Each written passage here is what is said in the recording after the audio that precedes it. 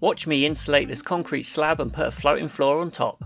If you're new to our page, hi, we're Andy and Bronnie and we've brought this 1950s ex-council house over a year ago, and since then we've been renovating it. Follow us on our journey as we turn this house into our home. So our ground floor is just a solid concrete slab, and I'm going to insulate it a little bit by using some 20mm Celotex. Here's why I'm only using 20mm. My original plan was to break up the screed, which I thought would be 40 to 50mm thick, and then replace this with the same thickness in Celotex. But when I started doing this, we found out that the screed was only 20 to 30mm thick. With our ceilings already being low, putting 20mm Celotex and then an 18mm chipboard floating floor on top was our best option. So I started laying the boards down. Any cuts and outside edges, I used aluminium foil tape to seal them. I'm not sure if this is necessary, but I couldn't see any harm in doing so.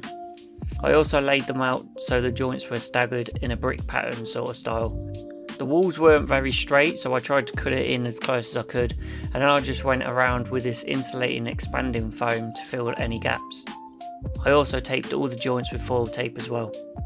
After all that was done, I trimmed off the excess foam and had a quick hoover up before laying down a vapour barrier membrane on top of the Celotex and also up the walls slightly.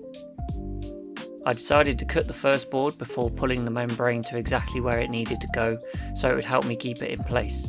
I allowed a 10mm expansion joint around all the walls, and then I just used a bit of timber on the floor that I could push the board onto to save snagging it on the membrane and messing it all up.